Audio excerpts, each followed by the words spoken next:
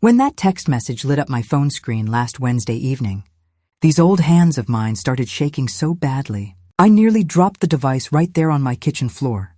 It was from my granddaughter, Rebecca, sweet, beautiful Rebecca, after 18 months of absolute deafening silence. "Grandma, can we have lunch this Saturday? I've missed you so much." I must have read those words 100 times, my eyes filling with tears that made the letters blur and dance.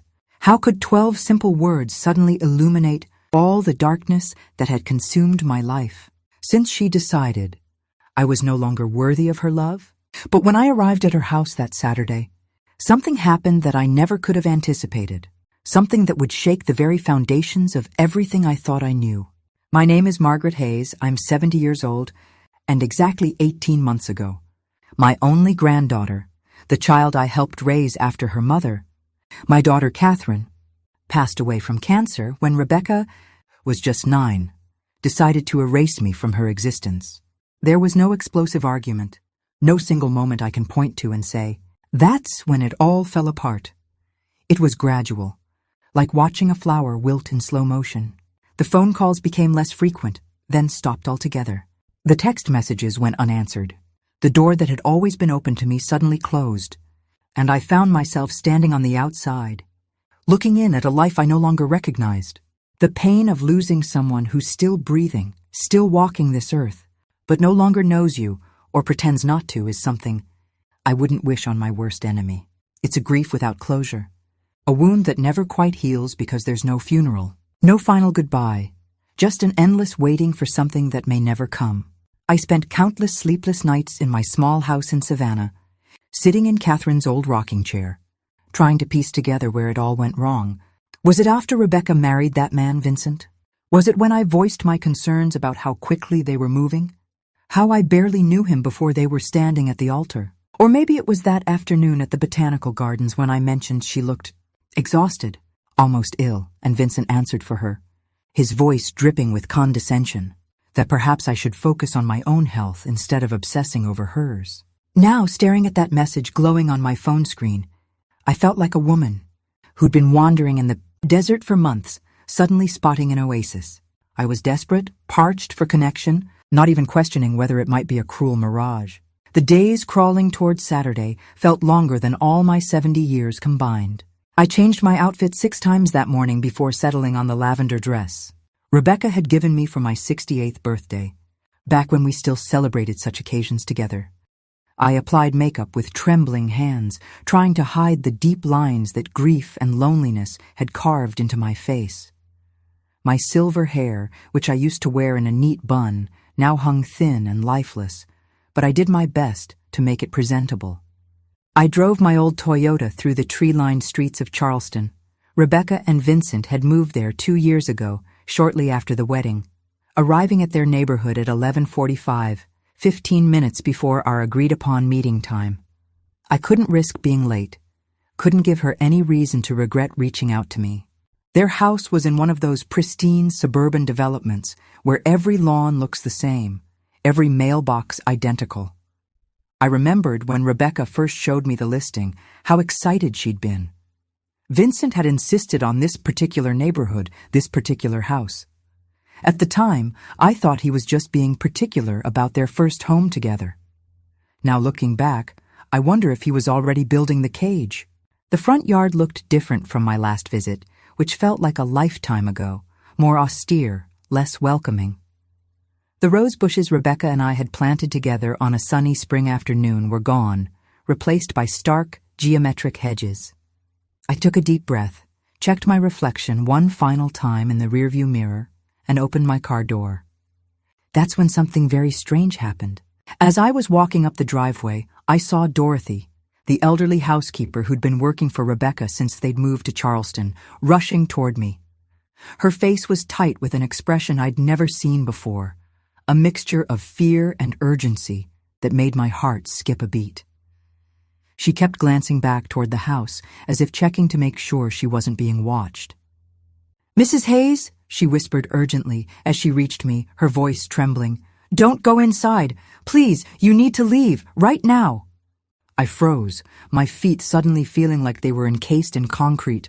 "What? Dorothy, what's going on? Is Rebecca all right? It's not about her being all right, ma'am, Dorothy said, her eyes wide with genuine terror. It's about you. Please, you have to trust me. It's not safe for you here. Before I could form another question, she glanced toward the house again and took a step back. I have to go before they notice I'm out here. Please, Mrs. Hayes, go. Just go. And with that, she hurried back toward the house, leaving me standing there in the driveway, my heart hammering so hard I could feel it in my throat, in my temples, everywhere. What on earth was happening? Why did Dorothy look so frightened? And why would my granddaughter, who hadn't spoken to me in a year and a half, suddenly invite me to lunch? I turned back toward my car as if in a trance, my body moving on autopilot while my mind tried desperately to make sense of Dorothy's warning. I got in, locked the doors with shaking hands, and started the engine. But I didn't drive away. Something deep inside me, maybe, the same instinct that had kept me alive through 70 years of life's surprises, told me to stay and observe. From where I was parked, I had a clear view of the dining room through the large bay windows. The curtains were drawn back, as if someone wanted me to look, wanted me to see. For several minutes, everything remained still, the house appearing empty, quiet. And then suddenly, like a stage play beginning, the lights came on one by one, illuminating room after room. Two people I'd never seen before entered the dining room, a man in an expensive-looking suit and a woman, carrying what appeared to be a leather portfolio. Behind them came Vincent, talking animatedly on his phone, gesturing with his free hand as if giving instructions to someone important. And finally Rebecca appeared, dressed in a formal business suit I didn't recognize, her face set in an expression that was completely foreign to me. This was not the face of a woman preparing for a casual lunch with her grandmother. This was clearly a business meeting, carefully orchestrated, deliberately planned. As I sat there, hardly daring to breathe, Dorothy appeared briefly in the window. Our eyes met for just a second, and she gave the smallest, subtlest shake of her head. That tiny gesture confirmed everything I needed to know. Leave, now. But I couldn't move. I had to understand what was happening. Had to see what my granddaughter was involved in. I turned off my headlights and continued watching, feeling like a spy in some terrible movie. Vincent crossed to the dining room table, picked up some papers and handed them to Rebecca. She examined them briefly, signed something, and then smiled, but it wasn't her smile. It was cold, calculated, nothing like the warm, genuine smile of the girl I'd raised. At that moment, I felt something I hadn't felt in years, genuine primal fear. This house where I'd once imagined happy family, gatherings and future great-grandchildren, playing in the yard, now represented something sinister, something dangerous. And somehow, impossibly, my Rebecca seemed to be at the center of it all.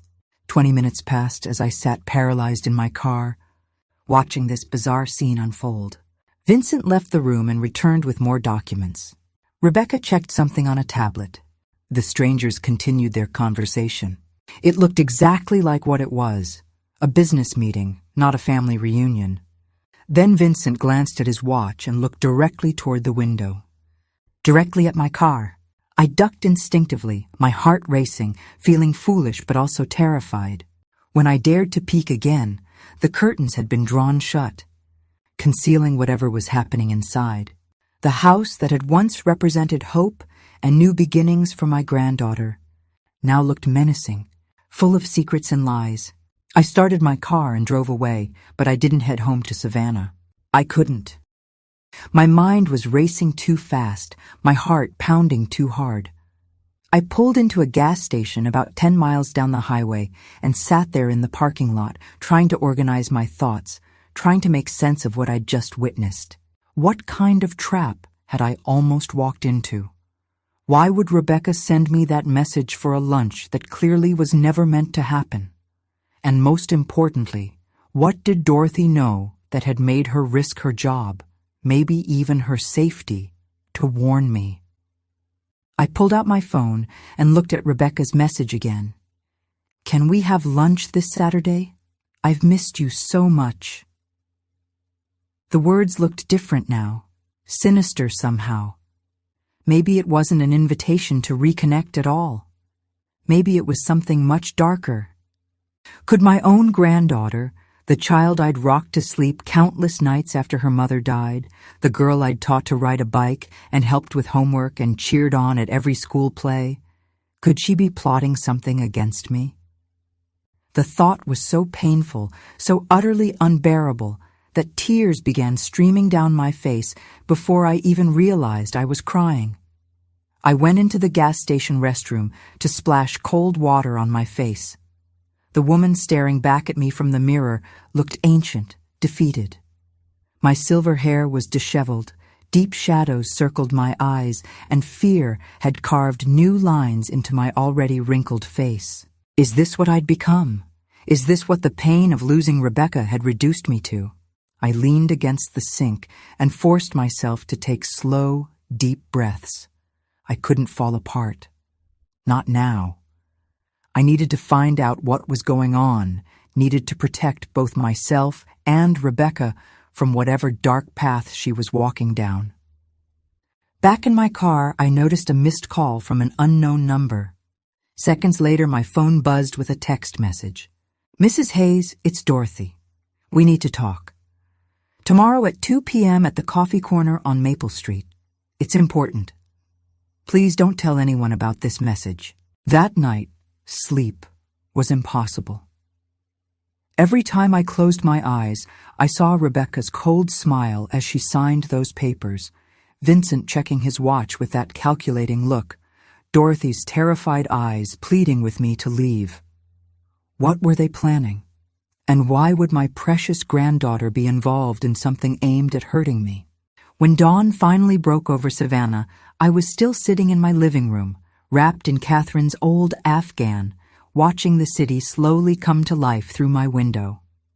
Normal people going about their normal lives, completely unaware of the nightmare I was living through.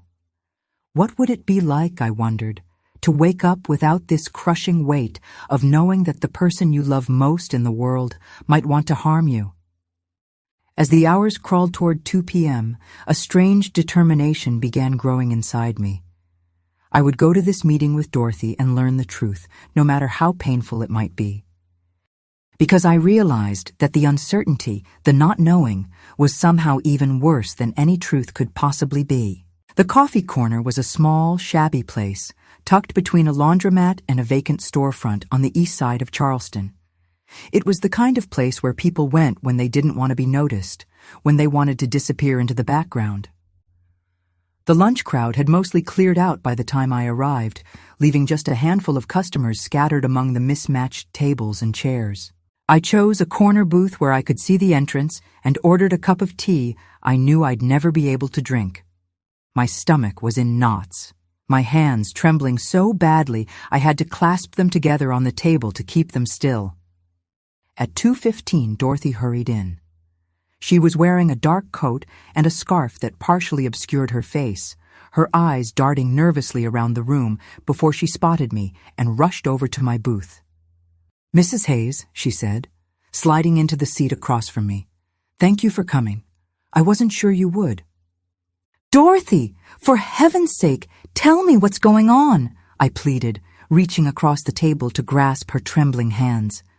"Why did you stop me yesterday? What is Rebecca involved in?" She glanced around nervously, as if afraid of being overheard, then leaned in close and lowered her voice to barely above a whisper. "It's not just Rebecca, Mrs. Hayes. It's Vincent.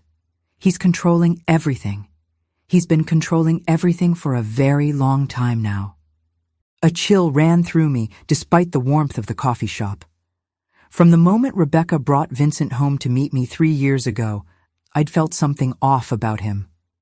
There was something calculating behind his charming smile, something cold in his eyes, even when he was laughing. But Rebecca had been so in love, so certain he was the one, that she refused to hear any of my concerns. "What do you mean, controlling?" I asked, my voice barely steady. Dorothy took a shaky breath. "For months now, I've been watching things happen in that house that aren't right, Mr. Vincent, he's been systematically isolating Rebecca from everyone who cares about her. First it was her friends from college. He convinced her they were jealous of her happiness. Then it was her co-workers. He said they were trying to undermine her. And then, finally, it was you. But Rebecca chose to stop talking to me, I said, confused and hurt all over again. She made that decision. No, Mrs. Hayes, Dorothy said firmly, her eyes glistening with tears. He made that decision. He spent months poisoning her mind against you, telling her you were trying to control her life, that you didn't respect her choices, that you wanted her to fail so she'd have to depend on you again. He twisted everything, made her doubt every memory, every conversation. He made her believe that everyone was against her except him. The pieces were starting to come together in my mind, creating a picture so ugly I almost couldn't bear to look at it. The gradual distance, the changes in Rebecca's behavior, the way she'd started using phrases that didn't sound like her, phrases that sounded rehearsed, programmed. And yesterday, I said slowly, the lunch. Why did he invite me? Dorothy's face grew even more grave. I overheard a conversation between them and those people you saw. Vincent said they needed your signature on some documents. Something about the trust fund your daughter set up for Rebecca. The one you're the trustee of until Rebecca turns 35 next year. My blood ran cold. Catherine had been very specific in her will. She'd known she was dying, and she'd wanted to make sure Rebecca would be taken care of.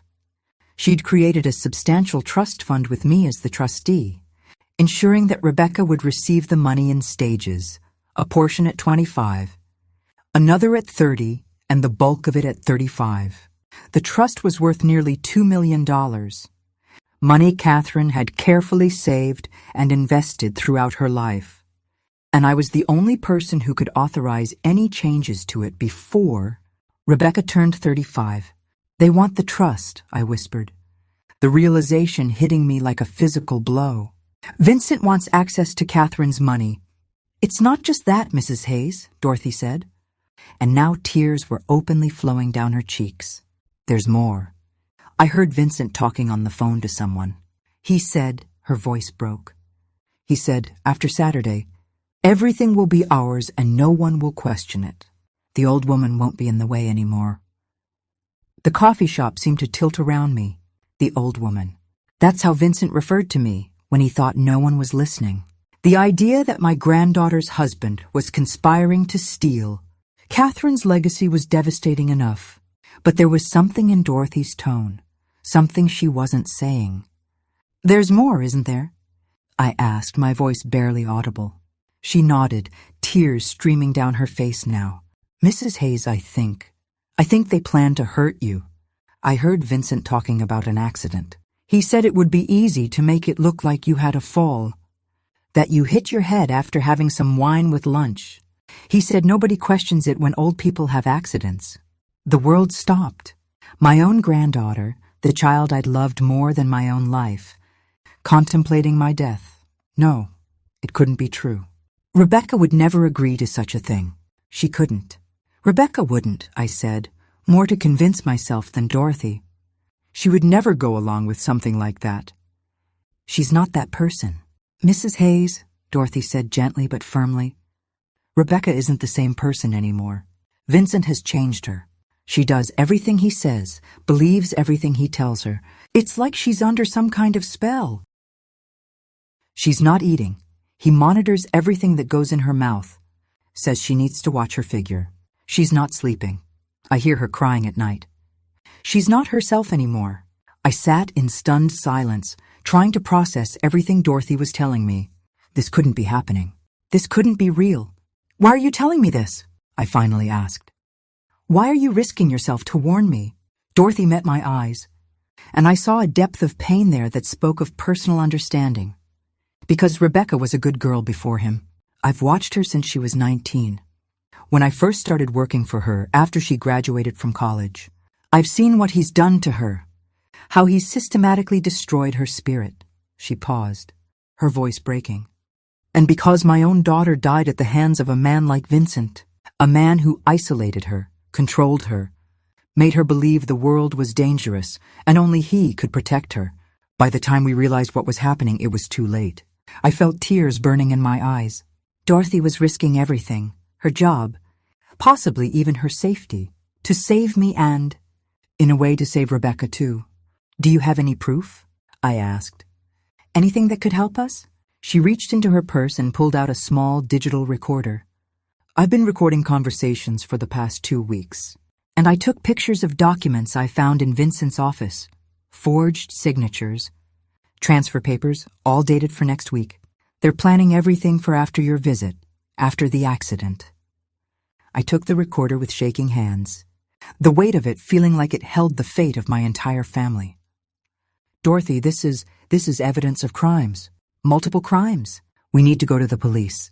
"No," she exclaimed, her eyes wide with fear. "Not yet, Mrs. Hayes. Vincent has friends on the police force. I've heard him on the phone with them, bragging about how easy it is to make problems disappear when you know the right people. If we go to them now, he'll find out." And then, she didn't finish the sentence, but I understood. "Then what do we do?" I asked, feeling helpless and terrified. Dorothy leaned forward. "First, you need to disappear for a while. Go somewhere he can't find you, somewhere safe. He knows your house, your routine, your favorite places. You need to vanish while we figure out our next move." "But I can't just abandon my life," I protested. "I have my garden club meetings, my volunteer work at the library, my doctor's appointments." "Mrs. Hayes," Dorothy interrupted gently but firmly, "none of that matters if you're dead." The blunt words hit me like cold water. She was right. If Vincent was truly planning what Dorothy said he was planning, then staying in my routine, staying visible and predictable, would be like putting a target on my back. "I have a sister," Dorothy continued, "who lives out in the country near Athens. She has a small farmhouse, very secluded. You could stay there while we gather more evidence, while we find someone in law enforcement we can trust." The idea of running away, of hiding like a criminal when I'd done nothing wrong, felt absurd and terrifying in equal measure. But what choice did I have? "What about Rebecca?" I asked, my voice cracking. "We can't just leave her with him." "I'll watch over her," Dorothy promised. "I'll keep you informed of what's happening. And when the time is right, we'll get her out too. But first, we need to make sure you're safe." I looked out the window at the people passing by on the street, living their normal lives, unaware that in this shabby little coffee shop, a 70-year-old woman was learning that her own family wanted her dead. "All right," I finally said.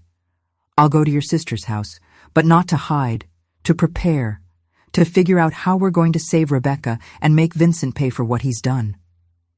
Dorothy nodded, visible relief washing over her face.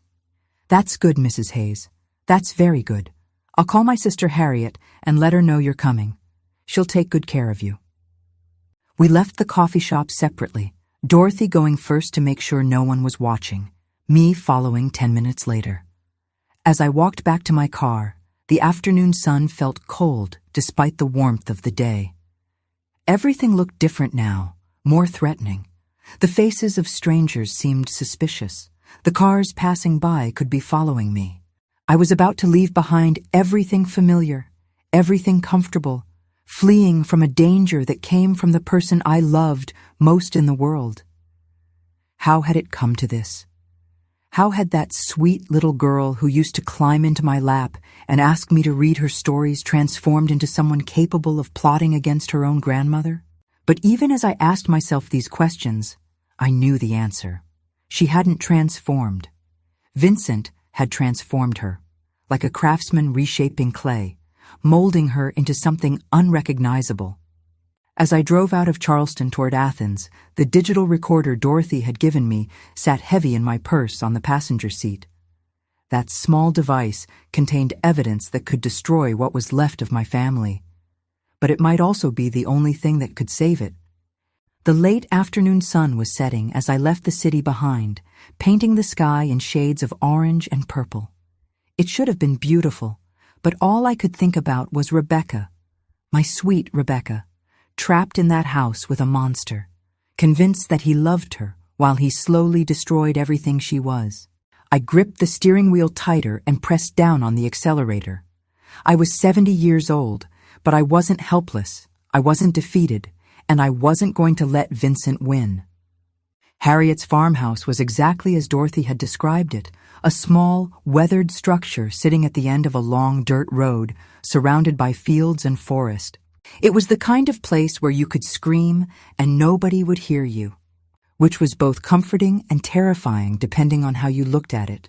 Harriet herself was in her mid-60s, a sturdy woman with kind eyes and capable hands weathered by years of farm work. She welcomed me with few questions, accepting Dorothy's vague explanation that I needed a safe place to stay for a while. "Any friend of my sister's is welcome here as long as needed," she said, showing me to a small bedroom at the back of the house. The room had simple furnishings, an iron bed frame with a handmade quilt, a wooden dresser, and lace curtains that reminded me of my own grandmother's house from decades ago. "Stay as long as you need, Margaret," Harriet said kindly. "And don't worry, nobody knows about this place except family." That first night, I sat on the porch under a sky, so full of stars you never see them, like that in the city. I listened to the recordings Dorothy had given me, and I examined the photographs of documents on my phone that she'd sent me earlier that evening. Each piece of evidence was more disturbing than the last. Vincent had created an elaborate scheme to gain control of not just Rebecca's trust fund, but also other assets in my name, my house, my modest savings account, even the small life insurance policy I'd maintained. There were forged documents with my signature, transferring power of attorney to Rebecca, who would then sign everything over to Vincent. There was a fake will, supposedly written by me, leaving everything to Rebecca in the event of my death. The forgeries were good, not perfect, but good enough to fool someone who wasn't looking too closely. But the most chilling part was listening to the recordings. Vincent's voice, smooth and calculated, discussing the plan with someone else. Probably one of those people I'd seen in the house. "The old woman is the last obstacle," his voice said through the tiny speaker. "Once she's gone, everything falls into place. Rebecca will inherit the trust immediately due to the trustee's death, and with the power of attorney documents we've prepared, she'll sign it all over to me without question." "And you're sure she won't suspect anything?" the other voice asked, the man in the suit I'd seen. "Rebecca?" Vincent laughed, and the sound made my skin crawl. "Rebecca doesn't suspect anything. She barely thinks for herself anymore. 2 years of careful conditioning, and she's exactly where I need her to be, dependent, isolated, and completely under my control." Tears streamed down my face as I listened. This was what he'd done to my granddaughter, the child I'd raised after Catherine died. He'd systematically destroyed her independence, her confidence, her very sense of self. But there was another recording that made my blood run completely cold. "The lunch is perfect," Vincent's voice said. "I'll be out of town, which gives me an alibi. Rebecca will be there when it happens. She'll be traumatized, of course, but that just makes it more convincing. A tragic accident. An elderly woman who'd had some wine with lunch slipped on the stairs, hit her head. These things happen. The police won't look too closely, especially with my connections." "And the housekeeper?" the other voice asked. "Dorothy?" Vincent sounded unconcerned. "She'll be sent on an errand just before. She won't see anything. And even if she suspects something, what can she do? She's an employee. Nobody will believe her over us." But Dorothy had heard, and she'd risked everything to warn me. The next morning, I called Thomas Blackwell, my attorney and friend of 40 years. He'd handled Catherine's will, helped me with legal matters after my husband died, and I trusted him implicitly. But I was careful. I used Harriet's landline instead of my cell phone, just in case Vincent was somehow tracking my calls. "Margaret?" Thomas answered, surprised. "I've been trying to reach you. Where are you? Are you all right?" "Thomas, I need your help," I said, trying to keep my voice steady. "But you have to promise me you'll be discreet. I think I'm in danger." I explained the situation as clearly as I could, my voice shaking as I described what Dorothy had told me, what I'd heard on the recordings. Thomas listened in silence, occasionally making small sounds of disbelief or anger. "Margaret, this is incredibly serious," he said when I finished. "If what you're telling me is true, and I believe you, we need to contact law enforcement immediately." "Vincent has connections in the Charleston police," I said, remembering Dorothy's warning. "We can't go through normal channels." "Then we go federal," Thomas replied firmly. "I have a contact at the FBI. We went to law school together, and he owes me a favor. Let me reach out to him quietly, without mentioning names yet. In the meantime, I need you to stay exactly where you are and stay safe." "There's something else," I said, my voice breaking. "Thomas, I need you to go to my house. In my bedroom closet, behind the winter coats, there's a metal lockbox. It has copies of all the original trust documents, Catherine's will, everything. Those documents prove that the papers Vincent forged are fake." "I still have your spare key," Thomas said. "I'll go today." "Margaret, are you sure you're safe where you are?" "As safe as I can be," I replied. "Just please, Thomas, find a way to stop him before he hurts Rebecca any more than he already has." The following days fell into a strange routine. During the day, I helped Harriet with chores around the farm, feeding chickens, tending the vegetable garden, mending fences. The physical work helped keep my mind occupied, kept the anxiety at bay. At night, I reviewed the evidence, took notes, tried to build a case that would be strong enough to put Vincent away and free Rebecca from his grasp. Dorothy sent me updates through a series of burner phones, short messages that somehow made everything feel more real and more terrifying. "Vincent is agitated, keeps calling your house, checking with neighbors. He knows you're gone." "Rebecca seems confused. Heard her asking him where you were. He told her you'd gone on vacation without telling anyone. She didn't believe him. Found more documents in his office. He's been planning this for over a year. There are files on you. Your daily routine, your doctor appointments, everything." Each message increased my sense of urgency. Vincent was smart, patient, methodical. He'd been planning this for a long time, and he wouldn't give up easily. On the fourth day, Thomas called with news that made my heart sink. "Margaret, I went to your house." His voice was tight with concern. "Someone had been there before me. The place was ransacked, drawers pulled out, papers everywhere, and the lockbox in your closet. It's gone." "Gone?" I felt the room spin around me. "Thomas, that box had all the original documents, all the proof that Vincent's forgeries are fake." "I know," he said grimly. "He's covering his tracks, making sure there's no paper trail that could expose him. But there's more, Margaret. There's been an investigation opened into you. Allegations of financial impropriety with Rebecca's trust fund, tax evasion, misappropriation of funds. It's completely baseless, but it's official." I sank into a chair, the weight of his words crushing me. Vincent's strategy was becoming horribly clear. If I stayed hidden, he'd use the time to solidify his control over all the assets. If I came forward, I'd be walking into criminal charges that would make me look like the villain in the story. Either way, he won. "What about your FBI contact?" I asked desperately. I spoke with him. "He's interested, but Margaret, he needs more than recordings and photographs. He needs witnesses willing to testify, original documents, concrete proof. Right now, all we have is your word against Vincent's, and Vincent has been building a narrative for months that makes you look unstable, possibly even senile." "I'm not senile," I said firmly. "I know that, but Vincent has been laying groundwork. I made some calls. He's been telling people that you've been acting strangely, forgetting things, making wild accusations.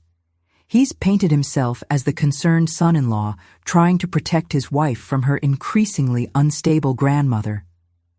The manipulation was even deeper than I'd realized. Vincent hadn't just been plotting against me recently. He'd been building this trap for months, maybe years, creating a narrative that would make everything seem like the paranoid delusions of an elderly woman losing her grip on reality. "Thomas, what do?" I asked, feeling truly helpless for the first time. Stay hidden for now. Let me work on getting the FBI involved formally. And Margaret, don't contact Rebecca. If Vincent has access to her phone, anything you say to her will go straight to him. After we hung up, I sat in Harriet's kitchen, staring at my cold cup of tea.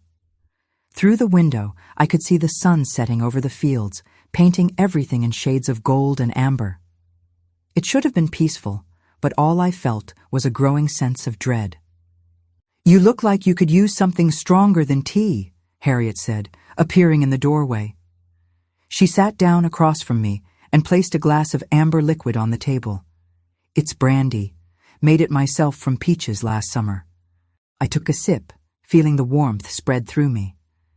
"Thank you, Harriet, for everything. You're sheltering a stranger because your sister asked you to. No questions asked." "Dorothy's a good judge of character," Harriet replied. "And besides, you're not the first person who's needed a safe place to think. This farmhouse has sheltered a few people over the years." We sat in companionable silence for a moment before Harriet spoke again. "You know, when I was younger, I was married to a man who seemed wonderful at first. Charming, attentive, everything I thought I wanted." She paused, her eyes distant with memory. "But slowly, over time, he changed. Or maybe he just stopped pretending. He started controlling where I went, who I talked to. He said it was because he loved me, because he wanted to protect me. But it wasn't protection, it was possession." "How did you get away?" I asked quietly. "My mother," Harriet said with a sad smile. "She was like you. She saw what was happening even when I couldn't or wouldn't admit it. She literally kidnapped me one day when he was at work, brought me here to this farmhouse, and refused to let me go back until I could see clearly what he'd done to me. It took weeks, but eventually the fog lifted. I saw him for what he really was. And your granddaughter," she continued, looking at me with knowing eyes, "she's in that same fog right now. But you're doing what my mother did. You're trying to save her, even when she doesn't know she needs saving." Her words gave me strength. I wasn't crazy. I wasn't overreacting. I was fighting to save someone I loved from a predator who disguised himself as a Prince Charming. That night, I received a message from Dorothy that changed everything. Emergency. Vincent is planning to take Rebecca out of the country. Heard him on the phone booking tickets to somewhere overseas. He said you two would never see each other again, leaving in 3 days. My hands shook as I read the message. 3 days. If Vincent managed to get Rebecca out of the country, I might never see her again. And God only knew what he would do to her once he had her completely isolated, thousands of miles from anyone who cared about her. I called Thomas immediately, despite the late hour. "We can't wait for your FBI contact," I said as soon as he answered. "Vincent is planning to take Rebecca overseas. We need to act now." "Margaret, if we move too fast without proper legal backing, then we don't move legally," I interrupted. "Thomas, I'm going to get my granddaughter away from that man, with or without the law's help, but I need you, please." There was a long pause. Then Thomas sighed.